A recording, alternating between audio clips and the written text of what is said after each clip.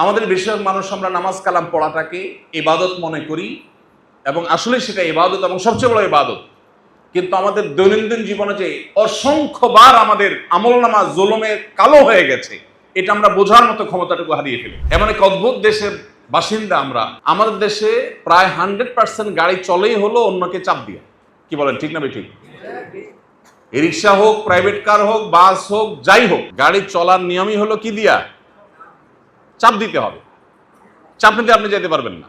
মানে আপনি কল্লা ঠেলে দেন, বাকিদের পথ রুদ্ধ করে দেন, এবার তার কি ইমার্জেন্সি, তার কি রাইট আছে না আছে এসব দেখা দেখি নাই। কল্লা ঢুকাই দেন, আপনি চলে যাবেন। কল্লা ঢুকে দেন না, আপনি বসে থাকবেন। ভাইরা আমার, মাঝে মধ্যে চিন্তা হয়, এত মুসলমানের দেশ, নামে মুসলমান, নবী করিম সাল্লাল্লাহু আলাইহি ওয়াসাল্লামের প্রতি কি অবমাননা করলে আমাদের অনেক কষ্ট হয়, হওয়া স্বাভাবিক, হওয়া উচিত, এবং তার অবমাননার পথ বন্ধ করা দরকার। কিন্তু আমরা যে প্রতি মুহূর্তে নবী সাল্লাল্লাহু আলাইহি ওয়াসাল্লামের অনুসারীর দাবি করে প্রতি মুহূর্তে যে তার আদর্শের পরিপন্থী কাজ করছি, এটাও তো নবী সাল্লাল্লাহু আলাইহি ওয়াসাল্লামকে একরকম অসম্মান করে। আল্লাহ তাআলা আমাদের সবাইকে নবীজির ইনসাফের সুন্নাহকে আমাদের জীবনে বাস্তবায়ন করার তৌফিক দান করুন। শত সহস্র ঘটনা নবীজির জীবনে আছে, যে ঘটনাগুলো স্পষ্ট করে যে তিনি মানুষের অধিকারের ব্যাপারে যতটা সচেতন ছিলেন। মানবাধিকারের ধ্বজাধারীরা মানবাধিকার প্রতিষ্ঠান নাম দিয়ে মানবাধিকার ধ্বংসের যে সমস্ত পায়তারা করছে, এই সমাজে নবী সাল্লাল্লাহু আলাইহি সাল্লামের মানুষ অধিকার আদায়ের ব্যাপারে তার যে সচেতনতা ছিল, তার যে দায়িত্বশীলতা ছিল, তার যে ভূমিকা ছিল, সেটা সবচেয়ে বেশি প্রাসঙ্গিক এবং সবচেয়ে বেশি অনুসরণ করা প্রয়োজন। একবার নবীজির কাছে এক বাটি দুধ আসলো হাদিয়া হিসাবে। তিনি বসা ছিলেন, তার ডানে এবং বামে দুই ধারে সাহাবীরা বসা ছিলেন। নবী সাল্লাল্লাহু আলাইহি সাল্লামকে আল্লাহ তাআলার নির্দেশ, যে কোনো ভালো কাজকে ডানকে অগ্রাধিকার দেওয়া, বন্টন করার ক্ষেত্রে ডান থেকে বন্টন করা, এটা সুন্নাত। ইন্নাল্লাহা ইউহিব্বুত তায়াম্মুনা ফি কুল্লি শাই। প্রত্যেক ক্ষেত্রে আল্লাহ তাআলা ভালো কাজের ক্ষেত্রে ডান থেকে স্টার্ট করা আল্লাহ পছন্দ করেন। তো নবী সাল্লাল্লাহু আলাইহি ওয়াসাল্লামের কাছে যখন দুধের বাটি আসলো, তার ডান পাশে ছিলেন একজন জুনিয়র সাহাবী, বয়স কম, আর বাম পাশে ছিলেন সিনিয়র সাহাবী, শ্বশুর আবু বকর রাদিয়াল্লাহু তাআলা, আরো সিনিয়র মানুষজন। এখন নবী সাল্লাল্লাহু আলাইহি ওয়াসাল্লামের কাছে বাটি আনার পর উনি নিজে আগে একটু পান করলেন এবং সেখান থেকে সবাইকে শেয়ার করবেন, সবাইকে দিবেন। তো দিতে গিয়ে সুন্নাহ অনুসারে ডান পাশে যিনি আছেন তার প্রায়োরিটি, তাকে দেওয়ার কথা, কিন্তু বামে আছে মুরব্বী, মুরব্বীকে দিতে চাচ্ছেন আগে, কিন্তু মুরব্বী আছেন বামে। আইন অনুযায়ী মুরব্বী আগে পান না, কিন্তু মুরব্বী বসা আছেন বামে। নবী করিম সাল্লাল্লাহু আলাইহি সাল্লাম তখন ডান পাশে থাকা সাহাবীকে বললেন, তোমার রাইট, তুমি যদি পারমিশন দাও তাহলে আমি বাম পাশে থাকা মুরব্বীকে দিয়ে স্টার্ট করতে পারি, যদি তুমি পারমিশন দাও। আপনি চিন্তা করেন, নবী করিম সাল্লাল্লাহু আলাইহি সাল্লাম বাম পাশের লোককে নিজে থেকে যদি দিয়ে দিতেন, সাহাবীকে মানা করতেন? করতেন না।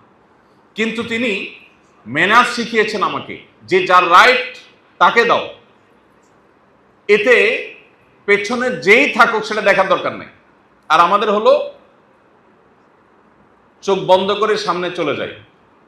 অনেক সময় আমি গাড়িতে খেয়াল করি, যে সমস্ত গাড়ি কল্লা ঢুকায় দেয়, ড্রাইভার অনেক সময় হরন দেয় যে অন্যভাবে আপনি কল্লা ঢুকাইছেন, তো সে তাকায়ও না, আরেক দিক তাকায় থাকে। আছে না নাই?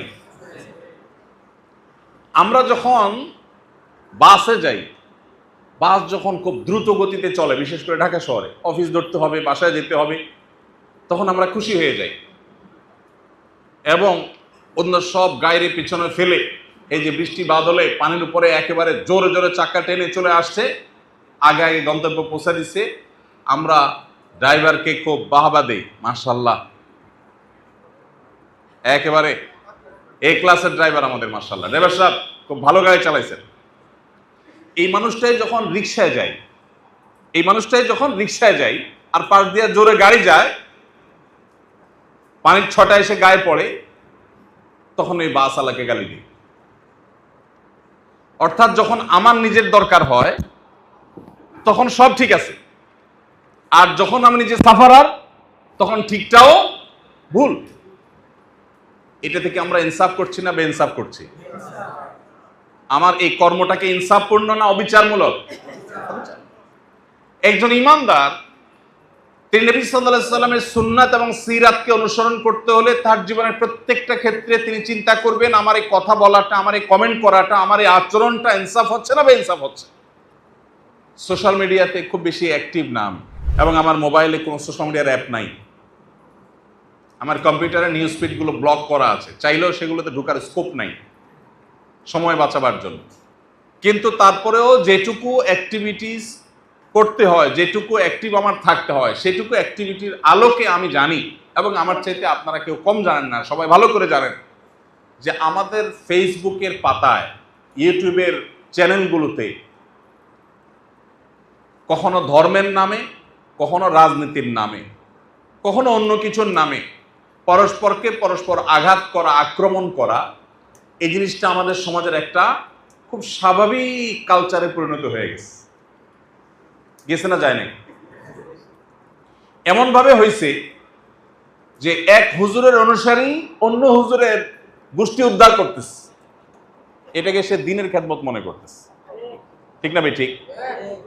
দিনের খেদমত মনে করে অন্য হুজুরের গোষ্ঠী উদ্ধার করতেছে, আছে না নাই? একজন ধরেন তিনি কোনো গুনাহ করেছেন, কিন্তু তার কমেন্ট বক্সে গিয়ে তার 14 গোষ্ঠীর ধরে গালিগালাজ করলাম, এটা কি ন্যায় না অন্যায়? যিনি অন্যায় করেছেন তাকে আমি অন্যায় থেকে বাধা দিতে পারি, বিরত থাকার আহ্বান করতে পারি, কিন্তু তাকে আমি গালমন্দ করতে পারি না। তাকে ঘিরে তার 14 গোষ্ঠী গালমন্দ করতে পারি, কিন্তু আমরা করি। এবং এক্ষেত্রে আমরা যে ইনসাফ থেকে সরে যাচ্ছি, অবিচার করছি, সেটা বোঝার মতো ক্ষমতা আমাদের বেশিরভাগ লোকের নাই। ভাইরা আমার, এভাবে আমি শত সহস্র জায়গা হয়তো দেখাতে পারবো যে আমাদের জীবনে আমরা ইনসাফ করছি না, অথচ আমাদের নবী সাল্লাল্লাহু আলাইহি সাল্লামের সিরাত, তার জীবন চরিত আমরা খুললে দেখি তার জীবনের একটি মুহূর্তের জন্য কোনো মানুষ ইনসাফের পরিপন্থী কোনো একটি ভূমিকা, একটি কাজ তার জীবনে কেউ কোনোদিন দেখাতে পারবে না। ভাইরা আমার, নবী করিম সাল্লাল্লাহু আলাইহি সাল্লাম আজকের পৃথিবীর যে সংকটগুলো আছে, এই সংকটগুলো মোকাবেলার জন্য তার যে